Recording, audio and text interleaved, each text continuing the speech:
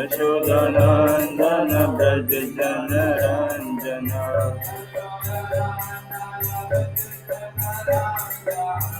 Yashodanandana Braj Jana Ranjana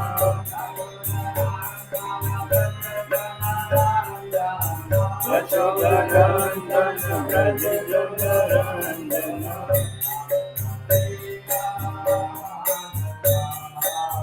Yamuna Tira Vanachari Yamuna Tira Vanachari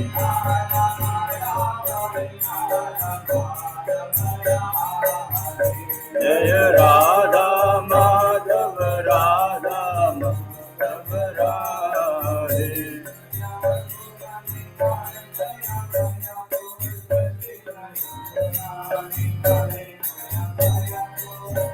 Jaya Gauranitai Jaya Mayapur Sashi Jaya Gauranitai Jaya Mayapur Sashi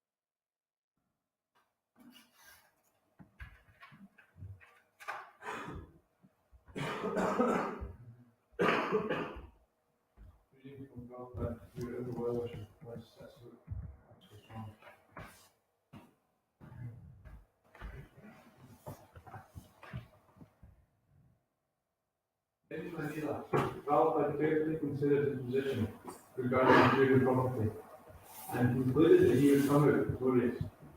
He listed the points of his argument and went into 2 areas. 1.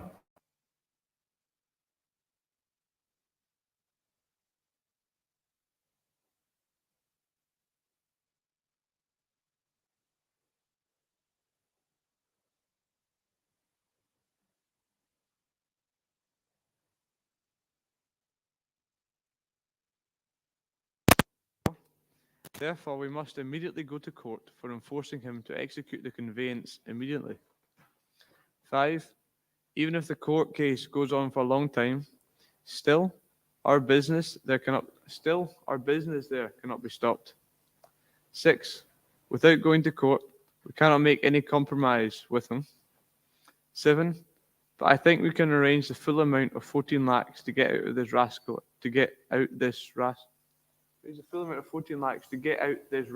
out of the scene. 8. But we cannot do it without going to the court, otherwise we shall become a party for breaking the purchase agreement. Therefore, we have to go to court before making any compromise. Srila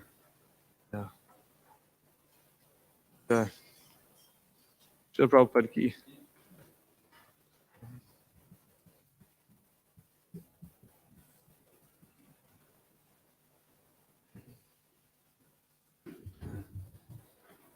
Om Namo Bhagavate Vasudevaya. Om Namo Bhagavate Vasudevaya. Om Namo Bhagavate Vasudevaya.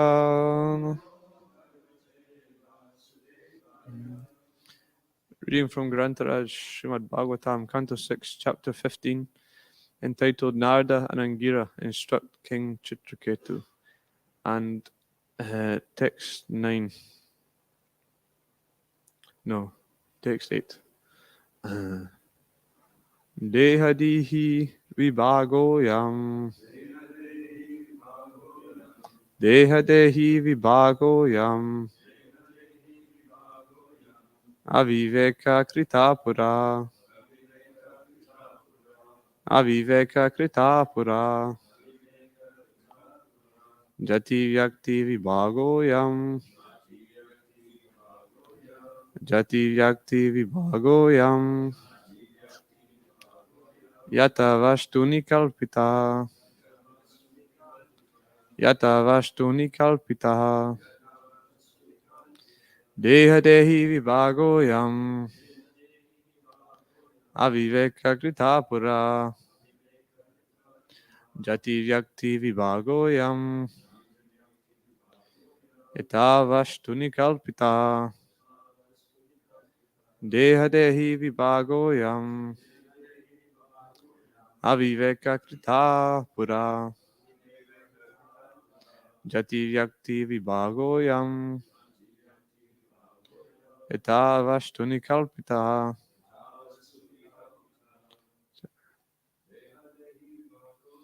Dehadehi vibhagoyam. Aviveka kritapura. Jati vyakti vibhagoyam. Yata vashtuni kalpita.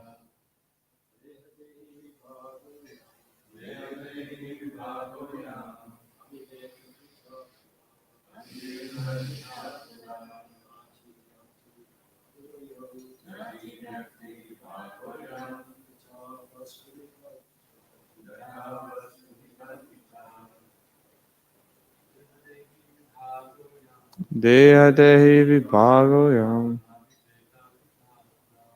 Aviveka kritapura. Jati vyakti vibhagoyam. Yata vashtuni kalpita. Mataji?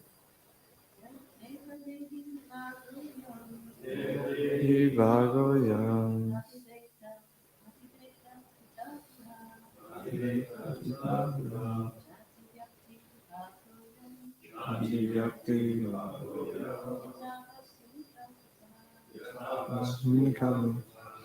Deha of this body, Dehi, and the proprietor of the body. Vibhagaha, the divisions. I am this.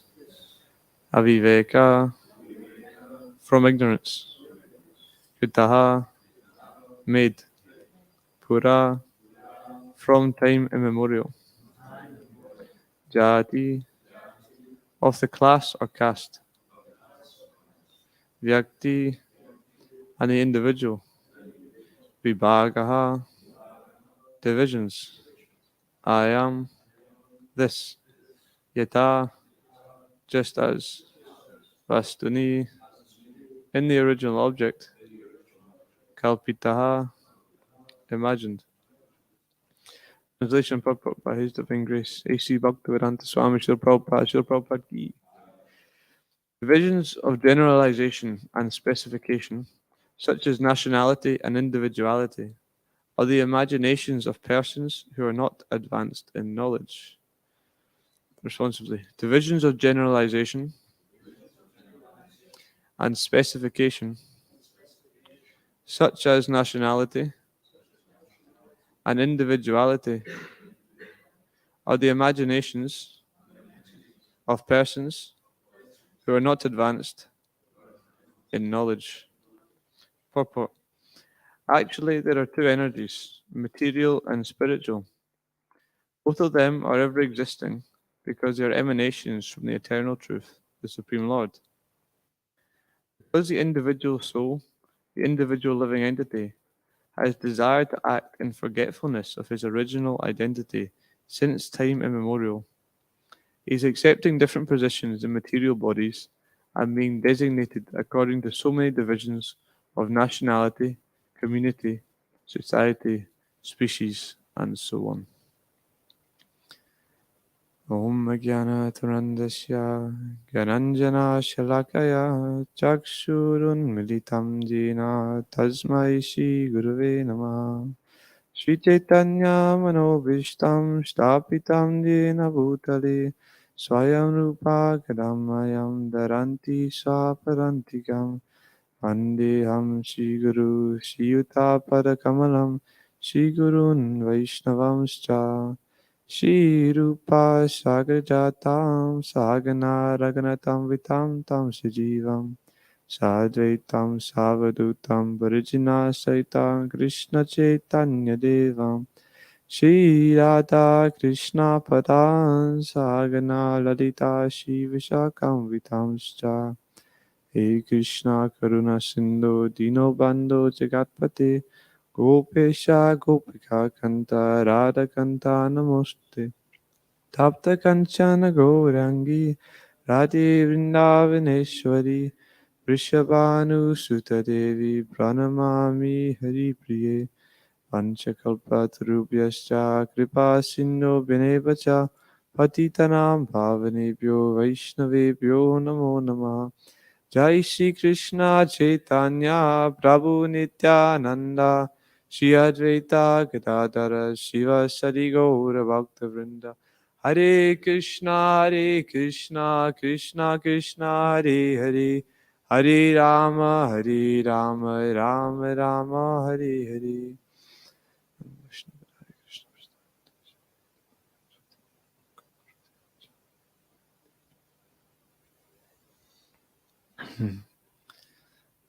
Hare Krishna.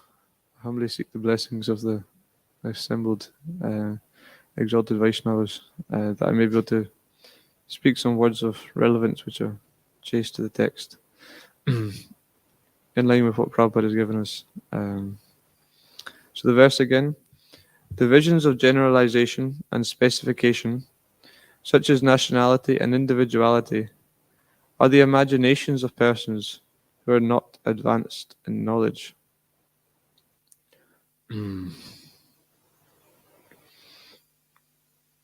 So here we see how knowledge is a necessity in order to understand our true identity. But the material conception of knowledge is different from the spiritual conception because then we consider in material world an accumulation of information is seen as knowledge. As we were hearing yesterday, it is simply ignorance. We're simply deluding ourselves more and more. Therefore, it's stated by, I can't remember the name, one philosopher. Enlightenment is not when there's nothing more to add, but when there's nothing more to take away. In this sense, we have a destructive enlightenment. We get rid of everything that's not us. We're contaminated by so many material designations. They're very, very subtle. They're going on since time immemorial. We always identifying as a son, as a father, as a daughter, as a, from this country, as this species. Because ultimately we're desperate and we're hungry to go back to Krishna. And we have this deep longing. But we're trying to satisfy that in this temporary material world. And these relationships, these material designations, they can never satisfy us. And so we just we keep going around this imagination. And this is the potency of the false ego, ahankara, that we create this sense of I and mine. But described in the descriptions of how the cosmic manifestation comes into being, it's described that the false ego is one of the first things that is created, because without the false ego, we wouldn't fall for this, temporary illusion. If you've had a taste of what the spiritual world is like, you come here, and then people are trying to tell you that no, you're just this body which is full of foul substances and has a limited shelf life, and the most you can get from it is being, you can have some nice relationships with some other people who are full of foul substances and also have limited shelf lives. And it's sometimes slightly preposterous, but it's so ingrained that we cannot help see beyond this. Because to just tell people things or just even to read things ourselves isn't enough. Like you see, yeah, sometimes it even has the opposite effect. We see you go to shops now, there are many campaigns to prevent against smoking, So they put up the price of cigarettes and they put this, horrible images of diseased lungs or people dying on the packets. But it doesn't solve the problem because, addictions are so much more deep rooted than just they can be turned off by knowledge. I had actually the opposite effect take place when they banned all this advertising for, cigarettes. Then the cigarette sales didn't go down because there's many different companies who have to spend perhaps like, one half of their annual budget on advertising simply to compete with the other companies. So they banned this advertising, and now they don't have to spend that money on advertising, but they're still selling as many cigarettes. And this is the fallacy of material knowledge, because if we're stuck in the material conception of life, then it's ridiculous to try and use other material footholds to try and elevate us beyond the situation. We simply become more entangled. And so it's described as two processes of knowledge. There's the process of ascending knowledge and descending knowledge. So in the material world, because we want to see ourselves as, very intelligent, very wise, in control of our own situation, we think somehow or other we can accumulate things and build up a staircase, out the material world. And this was the propensity of Ravana, Prabhupada uses him as an example in the 16th chapter of the Gita, that he's trying to use, build a staircase to the heavenly planets. By the strength of his own merit, he's going to get there, and he just gets absolutely annihilated, But when we become humble, then we can actually accept descending knowledge. It's coming from Krishna. It is described, Dharmam tu shakshat bhagavat praniyate, that the principles of religion are those which are directly spoken by the Supreme Personality of Godhead.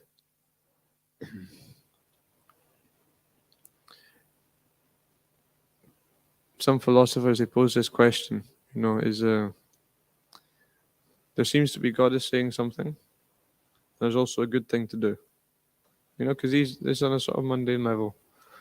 And so it's like these things are separate, and God's simply agreeing with what's good to do, or else what God says is good. But we realize that mundane morality just doesn't come into play regarding the Supreme Personality of Godhead. Why should Krishna in any way be controlled or under the whims of our ideas of what is good, what is bad, how we should live? Krishna is supremely carefree, and we're the ones full of worries and cares and anxieties. And he's given us the opportunity to come back to him. And so simply we just follow the instructions he's given. He's given to his pure devotees, and Nama Bhakta Pranashati, the devotee never perishes.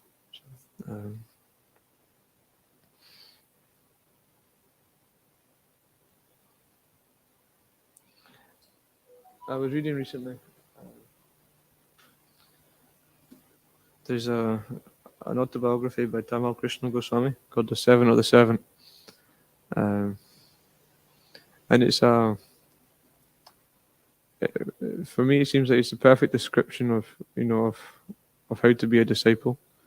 His relationship with Prabhupada is very, very dear, and he's very honest as well in his book. He's showing all the mistakes he's made, and where Prabhupada is upset with him, and you see how heartbroken he is when Prabhupada is upset with him. There's times when he's asking to he is doing very important service in India, and he has to leave to go and preach in the West and these things. And but ultimately, his relationship with Prabhupada is incredible. And by studying these exalted devotees, then we can get more insights into Prabhupada, but also insights into how we can, live our own spiritual lives in relationship with our spiritual masters. And basically, there's a chapter here called "Dancing to the Brihad Mridanga." It's a description of the Radha Damodar traveling party as it's sort of beginning to become, a huge force. And so just as we're going in this passage, they've begun book distribution, or distribution of Back to Godhead magazines. And what's really interesting is we can see from Maharaj how he's completely aligned to Prabhupada's mood and to Prabhupada's vision. And so Prabhupada sends him one letter, which was exactly what was on Maharaj's mind, but Maharaj hadn't swiftly written to Prabhupada about this question, but about to distribute books with the Damodar party. So I thought I might just read this letter, because I found that, at least parts of it, it was very inspiring. And then Maharaj, he goes on to, he breaks it down a little bit. So I just briefly explain the different components of the letter, because it really encapsulates the mood of Mahaprabhu's mission and preaching. So I just thought, if that's okay. So my dear Tamal Krishna Goswami, I was extremely pleased to hear your report from your traveling buses. It sounds as if your program is very, very wonderful, and I am very encouraged to hear that such a program is coming along so nicely. I am glad that you have understood the importance of my books. Therefore, I am stressing it so much. Let everyone take these books. If he simply reads one page, then he is getting something substantial, a real eternal benefit. Or if he hands it over to his friends and he reads one page, the same result is there. So continue these festivals constantly and make them all Krishna conscious. Overflood the whole country by this preaching work. Let the whole United States become Vaishnavas, then everyone else in the world will follow. This is my real ambition. Therefore, your program is very glorious. This is really preaching. Your intelligence is being properly utilized. In the beginning, you took up the distribution of BTGs and you sold the most. Now you have taken up this van program and you will also be successful in the same way. This preaching spirit will make you recognized by Krishna. There is so much wonderful potential in USA for this type of program. So organize hundreds of such parties. This is fulfilling the mission of Sri Chaitanya Mahaprabhu. I am very glad to hear that not only you are maintaining such a program, but that you want to expand it. Yes, this is our philosophy. Anandam Buddhi Vardhanam. It means to expand or to increase. Therefore, I strongly encourage you to double your program by getting 3 more buses if you can do it. There is no difficulty. BBT will help. I have written Hansadutta one letter to give you the loan. BBT means 50% is for printing books and 50% for constructing temples. So your buses are all moving temples. Don't worry, there will be no scarcity of money. Go on with your program and increase more and more. In the end of your letter, you mentioned that people are not very much eager to go to the temples, but with your program, you are bringing the temples to the people. Yes, this is a very important point. You have picked up this idea very nicely of bringing the temples to the people. In this way, you will give everyone the opportunity to step in the direction of back to Godhead, back to home. So you and Vishnu Jan Maharaj and all of your nice brahmacharis continue strongly with great enthusiasm and determination to spread this Krishna consciousness movement all over your country, and Lord Chaitanya will certainly be pleased with you. I hope this meets you in good health. Your ever well wisher, A.C. Bhaktivedanta Swami.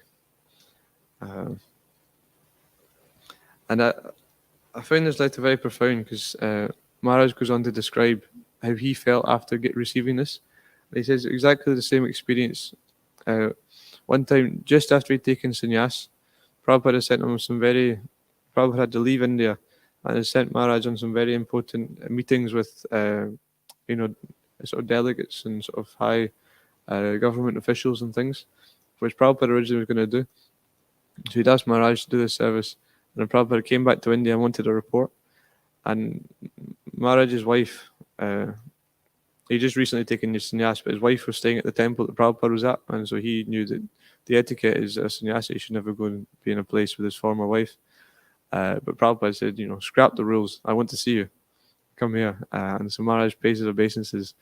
And before he's even up, Prabhupada's just like stroking his head, just like embracing him. It's described side to side, putting his cheek on one side and the other.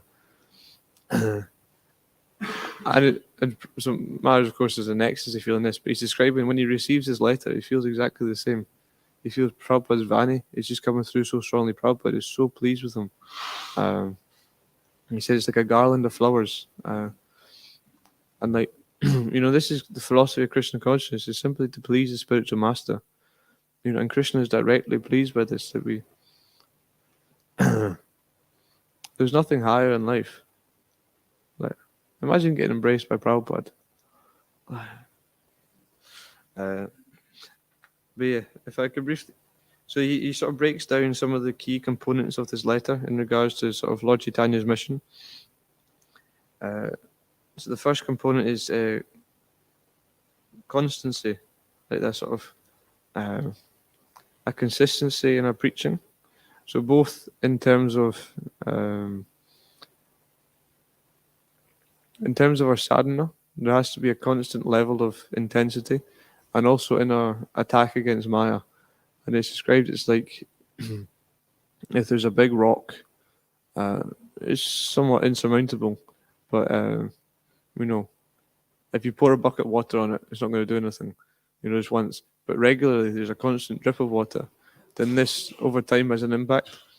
The same like that with Maya, just by being, very constant in our endeavor, constantly going out preaching, constantly engaging, then we begin to see the cracks in Maya. We begin to see opportunity.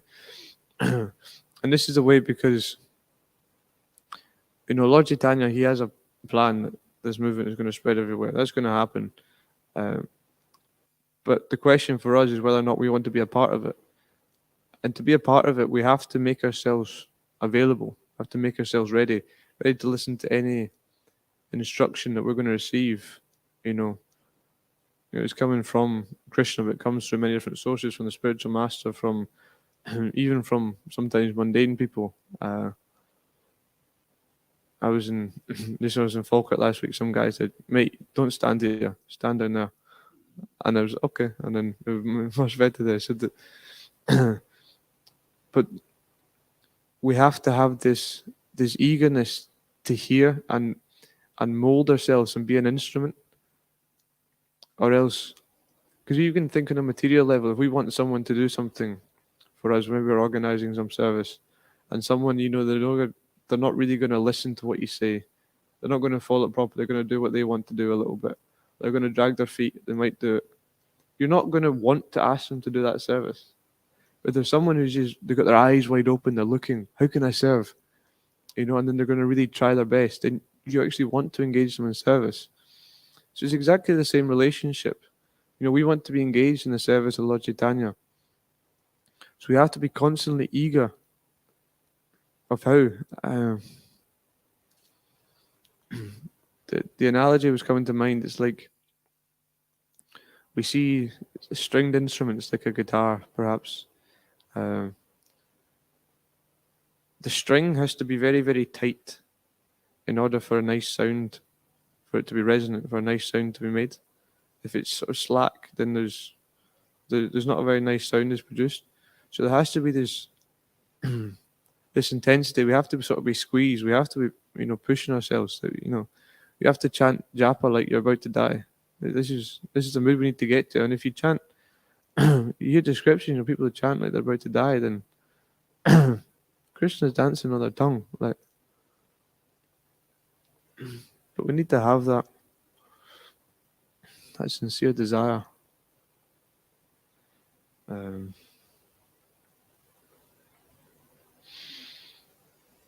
Yeah, some of the other components is it the overflood he mentions in the letter.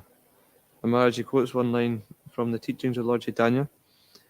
It is said that in spite of being in the confluence of the river Ganges and Yamuna, Prayag was never flooded until the appearance of Chaitanya Mahaprabhu, at which time the city was overflooded with love of Krishna. And again, this is the mood, we don't, in some senses, there's no discrimination in Krishna consciousness.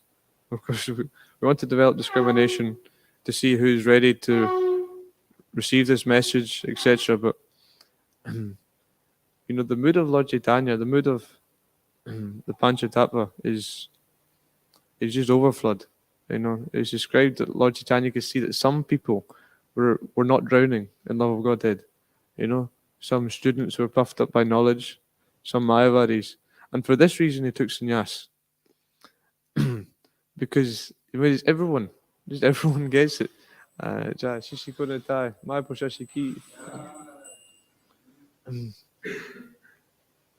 And so, similarly, we know in our own example that if people have a very similar mood to us in terms of how they execute a certain service or how their mind works, then perhaps we're more inclined to engage them in some service. If they're going to think in a similar way that we do.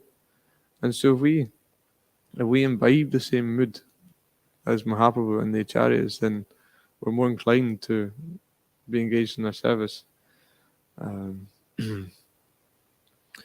We pray Sri Chaitanya Manobishtam Stapitam Jena Bhutale Swayam Rupam Gadamayam Dadati Swapadantikam. When will Srila Rupa Goswami give me the shade of his lotus feet? He directly knows the mind of Lord Chaitanya. Stapitam Jena Bhutale. And so this is the rarity and the potency of what we have, is that these other religions, they might have an inclination that there is a God. They might even have an inclination that this God is a person. They might even have an inclination this God is a person and can have loving relationships. They may even have some realization that God has a name and we can chant that name. But do they know the mind of God? We know what God is thinking, and we know how to serve. This is why devotional service is so unfathomably rare. That we there's a whole chapter at the start of Nectar Devotion, which is just detailing how rare this devotional service is. So durlabha. Because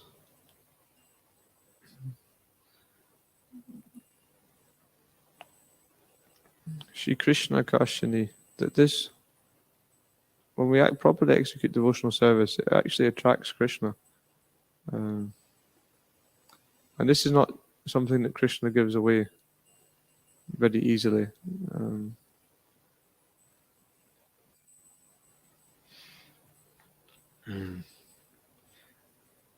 One of the other components of the letter Maharaj cites is ambition.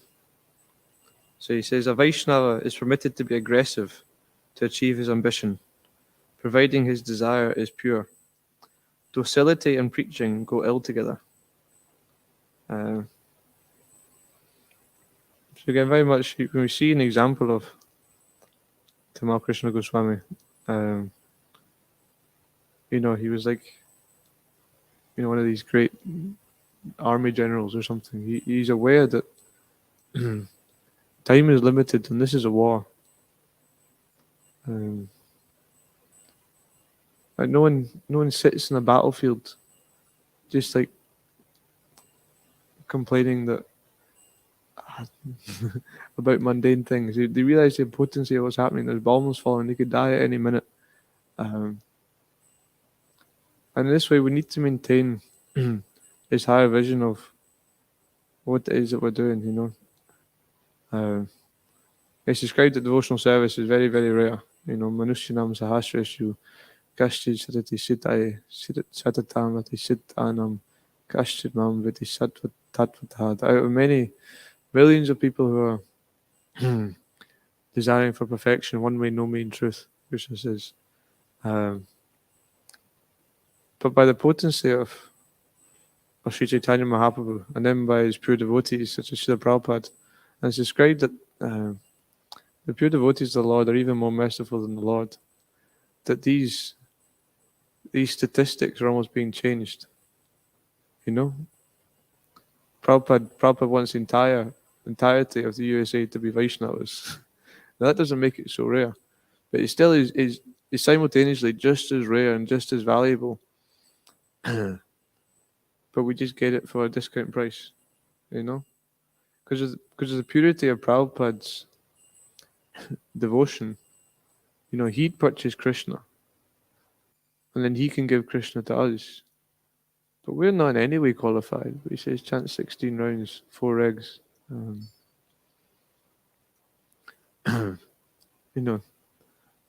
That's better than half price. But the quarter price and a whole lot of mercy.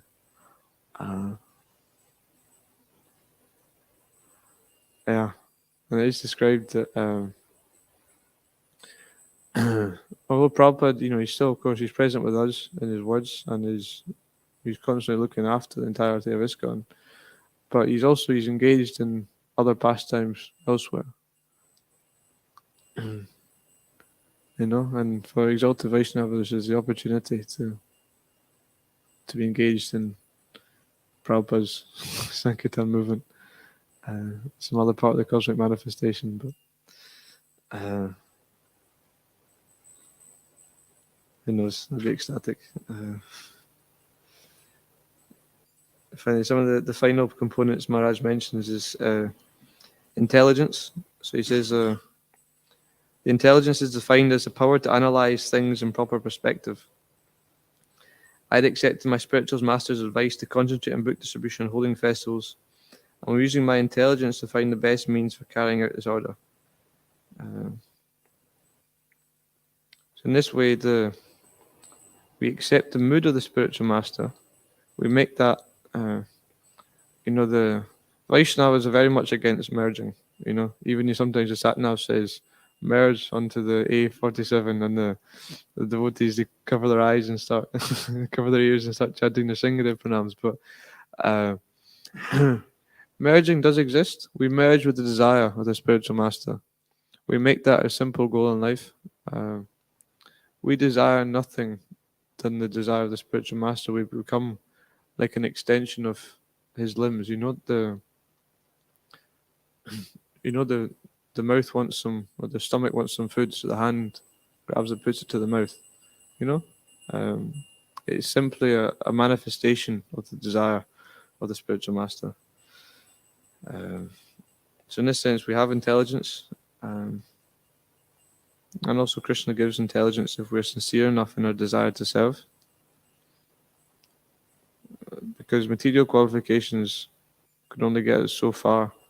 Some people are very good at management, organization, at leading people, etc. But we see that no matter how good they may be at these things, if they're not completely dependent upon the mercy of Krishna, if they're not properly hearing the holy name, then it's not necessary. It's almost sometimes it can be an impediment. You receive exalted positions, but if they're not completely dependent upon the mercy, then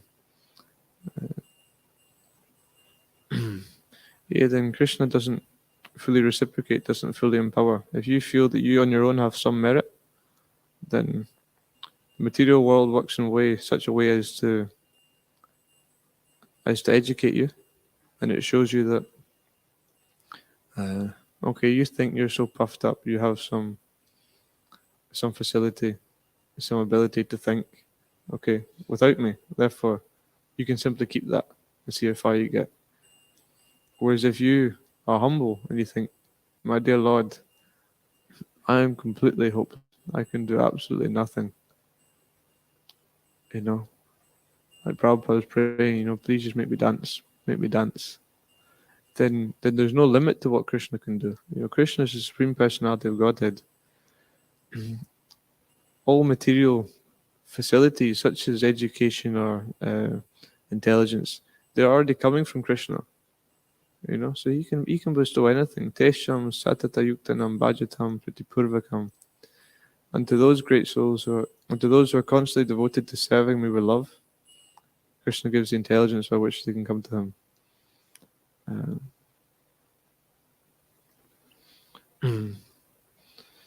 Yeah, and there's just two more points. So Prabhupada mentions expansion in this letter. It's such a Prabhupada quotation, The Shikshastakam is, it said, Anandam Buddhivardhanam. That is an ever-increasing ocean of bliss. Now, if you were, I don't know, some Gaudiya Vaishnav, part of some other, not directly coming from Prabhupada, then how would you understand Anandam Buddhivardhanam? You'd think, well, you chant the holy name and you increase more and more in your taste, You develop more and more relish as you study Shastra, the kirtans become more and more ecstatic. That's just true. But not for Prabhupada.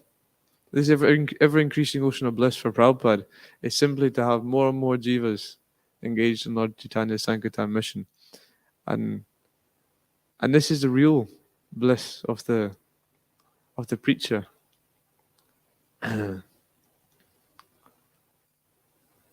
He's describing Prabhupada, he was reading the book scores. He said, these are my life. Is it something he said like that? And this is a mood we have to imbibe, We only got a chance to engage in devotional service because of the mercy of Srila Prabhupada. And so, we have to follow in his mood. And his mood is simply to increase, the whole of America. And that's just a starter, This is a side note. I heard it was Keshav Maharaj. He was quoting Bhakti Tirtha Maharaj. And Bhakti Tirtha Maharaj, he'd gone to the GBC and he said, I have a proposal. What should happen is we should put all of our energy and all of our resources into making one country very, very Krishna conscious. And this can be like a model for the rest of the world. And so he said, okay, Maharaj, you do some research, you decide what country, etc. So Maharaj came back the following GBC meeting and he said the United Kingdom should be this country because it's, it's English speaking. It is still held within some prestige amongst the world. People, they see what's happening in the UK. They have a lot of respect for the royal family, etc. At the same time, it's small. You can drive all over the country in one day. The government is very favourable to the movement. The people in general are very open, and like this, and yeah. Yeah, because actually, Dr. Brew was telling me yesterday, people are not people are sheeple. They just follow what everyone else is doing. And, imagine everyone else is a Vaishnava. You're just going to become a Vaishnava. Primary schools will be chanting japa before lunch. And the final point from this letter is recognition. To draw the attention of Krishna is the goal of spiritual life. And the best and easiest way to do this is to preach Krishna consciousness. As the Lord himself confirms in Bhagavad Gita, Nachatasmin manusyeshu kaschir me priyakritama. There is no servant in this world more dear to me than he, nor will there ever be one more dear. Nor will there ever be one more dear.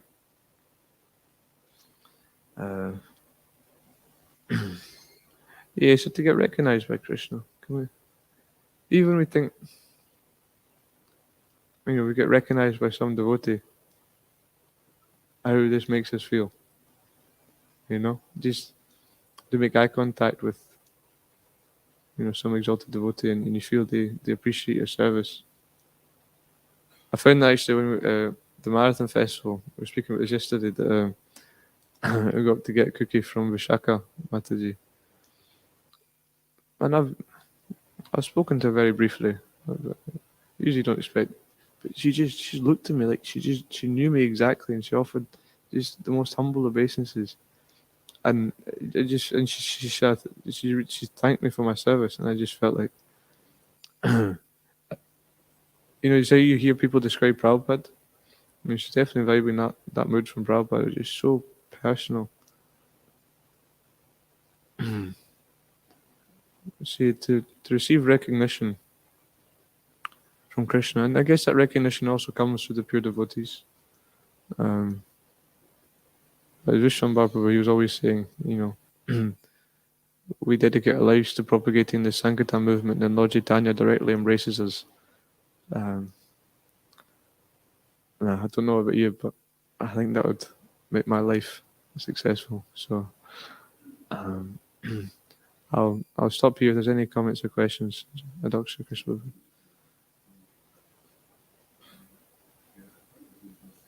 Sorry. When you were saying about something being very rare, and then if you have lots of them doing it, it would seem like it's less rare. But it's interesting because if you're like walking along on a beach and you found one diamond, that would be really rare. But if you found 100 diamonds, it becomes even more rare because the chances of finding 100 diamonds are like inconceivably remote. So the more that become devotees, the rarer it becomes. Isn't it? I was reading last night in Without Fear by Rupa Vilas. Prabhupada said, we need 4% of America to go Krishna conscious, and it will turn the tide, which is about 10 million people. So we've still got a lot of work to do. And I had a question you were saying about ego, because we were talking with Shiva Ramraj about eagerness from his book, Vilepa Kusumanjali. So it's interesting. Ego is when you're greedy. When you're eager to hear, then there's a greed. And maybe in the beginning you don't have that greed. But if you want that greed, then that's the seed. And then it can grow. And then when the when the greed develops, it develops into a feeling of separation, vipalamba, which is what the Goswamis are teaching us. They never go around and said, "Oh, I saw Krishna last night." It was always this intense feeling of separation. And so I just wanted to ask you a question, because you were talking about a person. He was talking about service, and it's very rare that you get service to Krishna in the first place. So if a person refuses service, is that his decision, or has Krishna taken away his service?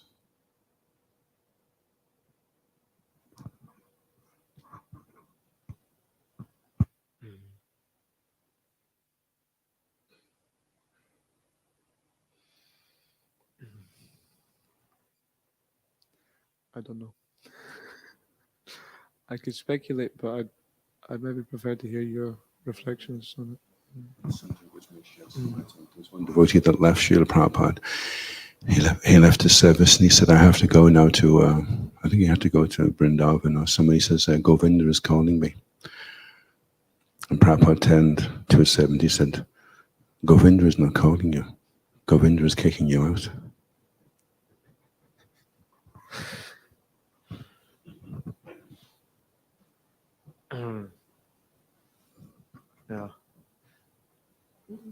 Yeah, when I first heard this point, it very, very much scared me. Remember, Zapmandi Veda Swami? And sometimes just says things as they are.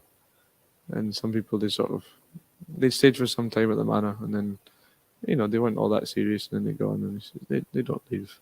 Krishna shows them the door. And yeah, this is the fear, but then at the same time, Prabhupada accepted back. So he had there's many stories, previous people who were sannyasis and end up getting married and leaving, and then they come Prabhupada, just engaging very sweetly, and then engaging them in service again, but never reinstating them back in some exalted position, always some humble service. But just on this point of greed, because I think the opposite side of this is exemplified by Tamal Krishna Goswami. Prabhupada is gathering some very senior devotees together to form the GBC initially. And he's coming up with this idea of putting certain people in charge of certain regions. It's very, I think maybe 68 or 60, something like this. And Tamal Krishna Goswami, he knows Prabhupada's intense desire to go back to India and begin to this movement in India, and he's going to spend some time there. So he's just thinking, well, I just need to spend time with Prabhupada, so I'm just going to be the GBC for India. Now, I don't know anything about India. I've never been there. I can tell it's going to be a horrendous service, but it meant he got to sort of work closely with Prabhupada for like 8 months a year for like 3 years in a row. Like, and that is just, so imagine just being with Prabhupada for that long. As he's just so intense, he's put up any material impediment, and it just seems like such a headache being GBC for India. And Maharaj said, Indians are tricky, and he wasn't. He was. But this is the mood. So maybe that's the opposite. Like Krishna could, because also sometimes we have this feeling of, no, I don't want to do this. So it's almost like Krishna's shown us the opportunity. You can leave, but if our greed is that strong, then we can overcome that, and we can rely on mercy. So always just, even if you don't want to do this, if the opportunity for service is there, then if the greed can perhaps overcome it.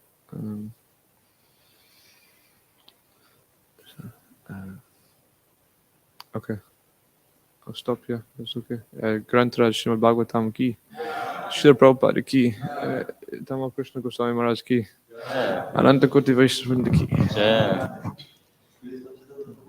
Jai. All of you ki.